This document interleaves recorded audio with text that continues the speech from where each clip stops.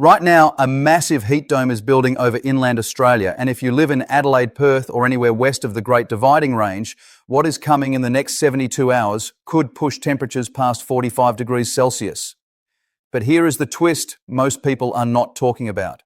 While half the country bakes, the other half is about to get absolutely drenched. We are talking 300 plus millimetres of rain in some areas in a single week.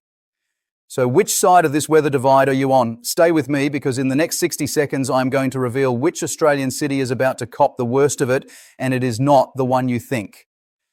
Before we go any further, drop a comment right now with the city or town where you live. I am going to be covering every major region across Australia in this update, and if your area is not mentioned, I will personally reply with a forecast just for you. That is a promise. And by the way, those of you in regional and rural areas, I have not forgotten about you. Your forecasts are coming too. Now, here is your first reward for sticking around.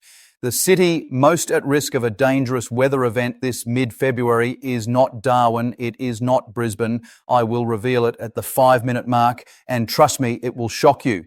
But first, you need to understand the full national picture, because what is happening right now across this country is genuinely extraordinary. Australia in mid-February 2026 is running a nationwide average temperature of 22.5 degrees Celsius. Sounds comfortable, right? Here is the shocking part. That average is hiding a 40-degree spread. While Hobart is sitting at a pleasant 21 degrees, Alice Springs is absolutely cooking at 42. That is not a typo. 42 degrees in the shade, and the humidity difference is even more extreme, from 44% in the desert to 88% in the tropical north. We are essentially running two completely different climates on the same continent at the same time. On rainfall, mid-February historically records the highest average daily rainfall of the entire month at roughly 19 millimetres nationwide. Sea surface temperatures around our coastline are sitting at 23.3 degrees, perfect for a swim. But what is lurking beneath those warm waters in the north is a different conversation entirely, and I will get to that shortly. Now let us start the city-by-city breakdown, and I am beginning with the one that surprises the most people, Sydney. The harbour city looks beautiful on the postcards, but mid-February tells a different story after lunch. Daytime temperatures sit between 25 and 28 degrees. Comfortable, lovely, nothing dramatic. But here is what catches people off guard every single year, those afternoon thunderstorms. The sky goes dark in 10 minutes flat, it buckets down for 30 to 60 minutes, then it clears like nothing happened. Sydney averages 86 millimetres of rain this month across 5 to 8 storm days. Winds average 24 kilometres per hour, mostly from the northeast, which brings those beautiful sea breezes that make Bondi and Manly so perfect. But, and this is critical, the ultraviolet index around midday is at extreme levels. Sunscreen is not optional, it is survival gear. Do not skip it. Now Melbourne. And honestly, if you thought Sydney was unpredictable, Melbourne makes Sydney look like a meditation retreat.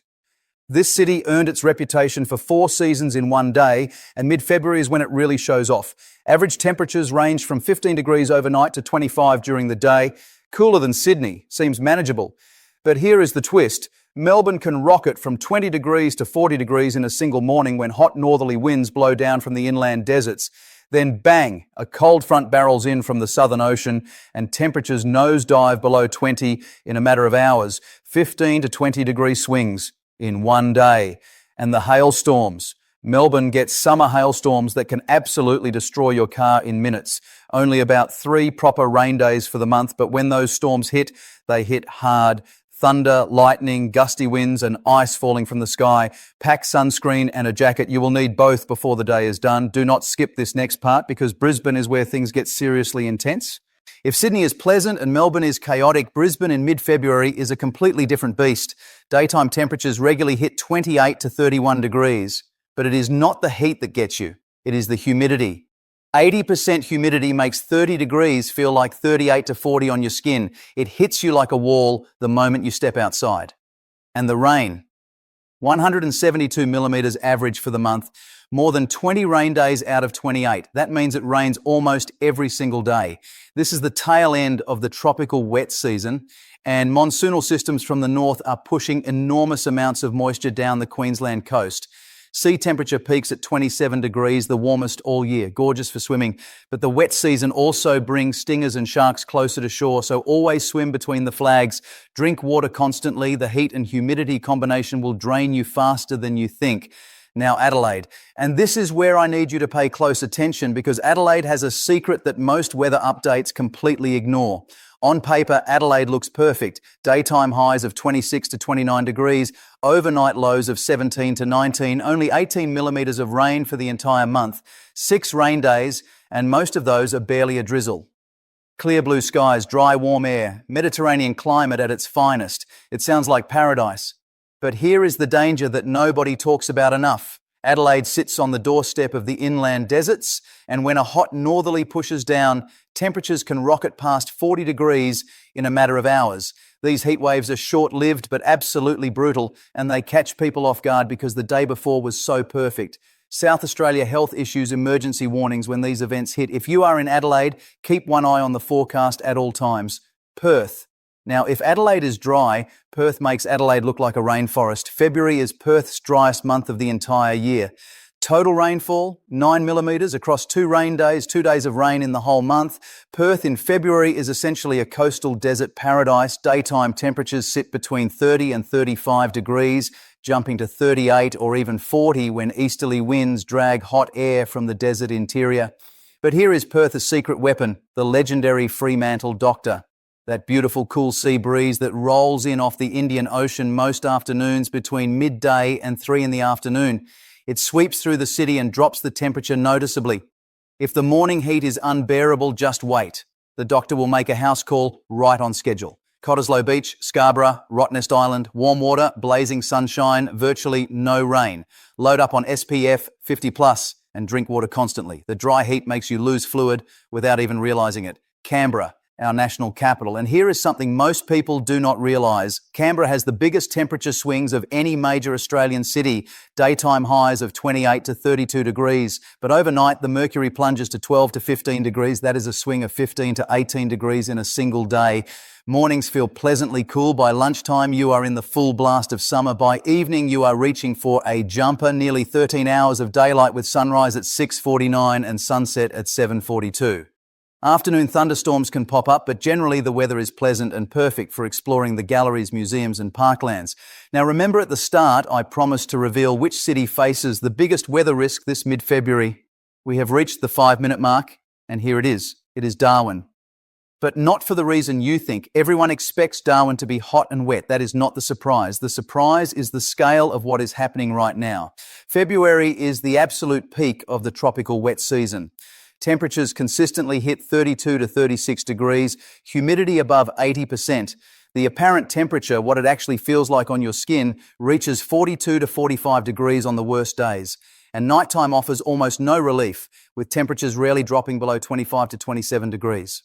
But here is the number that stopped me in my tracks. A single afternoon storm in Darwin can dump 50 to 100 millimetres of rain in under an hour. That is more rain than Adelaide gets in an entire month, falling in 60 minutes. Total February rainfall in Darwin typically exceeds 300 millimetres and can push past 400. And this is also the peak season for tropical cyclones. Cyclonic systems can form over the Timor Sea or the Arafura Sea and track towards the Northern Territory coast. This is not a drill. The Bureau of Meteorology is actively monitoring conditions, and both residents and visitors need to stay across the warnings. But do not miss this next part because the outback story is even more dramatic. Alice Springs, deep in the red centre, is pushing daily maximums of 35 to 40 degrees, with extreme heat events soaring past 42 to 45. The humidity is rock bottom low, which sounds comfortable but is actually dangerous. Your sweat evaporates instantly, so you cannot feel how much fluid you are losing. Dehydration and heat stroke are genuine medical emergencies out here. If you are heading to Uluru or Kings Canyon, carry at least 3 to 4 litres of water per person per day. Avoid outdoor activities between 11 in the morning and 3 in the afternoon. And always tell someone your travel plans. But here is the silver lining that makes it all worth it. The night sky over Alice Springs in mid-February is one of the most breathtaking sights on Earth. Bone-dry air, minimal light pollution. The Milky Way stretched across the desert sky in a way that will stay with you forever. Inland Queensland is running daytime temperatures of 38 to 42 degrees. Cracked earth, red dust, heat haze shimmering on the horizon. The Lake Eyre Basin in inland South Australia is even more extreme, routinely exceeding 40 degrees and sometimes pushing to a staggering 45 to 48. Rainfall there averages just 150 millimetres for the entire year. But in rare years, when monsoonal rains push far enough south, Lake Eyre fills with water and becomes Australia's largest lake, attracting millions of migratory birds in one of nature's most extraordinary spectacles. Whether that happens this February depends entirely on how the monsoon season plays out. Western New South Wales tells a completely different story from coastal Sydney. Inland towns like Broken Hill and Bourke are recording 33 to 38 degrees. But along the Great Dividing Range, rainfall can reach extraordinary levels, with some eastern areas recording over 600 millimetres in February alone. Up on the northwest coast, Coral Bay is pushing 35 to 42 degrees on land. But step into the water and you are greeted by Ningaloo Reef, one of the world's largest fringing reefs. Sea temperatures of 27 to 29 degrees, crystal clear water, tropical marine life everywhere. Snorkeling right off the beach is one of Australia's greatest natural experiences. The Geelong region south of Melbourne is worth a quick mention too. Around 40 millimetres of rain spread over roughly 10 days of lighter showers. Much more manageable than Melbourne itself. If you are planning a trip along the Great Ocean Road, mid-February offers some beautiful windows of clear weather between those scattered showers. And finally, Tasmania. The cool escape. If everything I have just described sounds too intense, Tassie is your answer. Hobart tops out at just 20 to 23 degrees during the day, dropping to a fresh 10 to 13 overnight. Clean, crisp air, no extreme heat, no suffocating humidity. Bushwalking through Cradle Mountain, exploring Wineglass Bay, fresh seafood and world-class Pinot Noir in blissfully comfortable conditions. Tasmania in mid-February is genuinely one of Australia's best-kept secrets. Now here is your action plan, no matter where you are. Pack light and breathable clothing, cotton or linen in light colours. If you are heading to Melbourne, Canberra or Tasmania, throw a light jacket in your bag for the cool evenings. SPF 50 plus sunscreen everywhere, no exceptions. The ultraviolet radiation in Australia is among the most intense on the planet thanks to the thinning ozone layer in the southern hemisphere. Carry a water bottle and drink constantly, especially inland or in the tropical north. Download the Bureau of Meteorology app and check it daily. Australian weather can change on a sixpence, and that app is your best mate for staying across what is coming. Now, I have one more thing, and this is important. In tomorrow's update, I'm going to reveal the detailed 72-hour storm tracking data that just came in from the Bureau of Meteorology. There are 3 specific weather systems forming right now that could significantly impact multiple capital cities by the end of this week. I will break down the exact timing, hour by hour, of when each system arrives, when it peaks, and when it clears. You do not want to miss that one. Drop a comment with your city or town right now, and I will make sure your area gets covered in the next update. And if this forecast helped you plan your week, share it with someone who needs to see it. Hit that subscribe button so you never miss an update, because this summer is far from over and the weather patterns are shifting fast. Every corner of this country has its own kind of beauty this February, from the blazing red sunsets over Alice Springs to the spectacular lightning shows over Darwin, from the crisp, cool mornings in Tasmania to the golden beaches of Perth. Australia in the middle of summer is a kaleidoscope of natural wonder. Stay safe out there, drink plenty of water, and I will see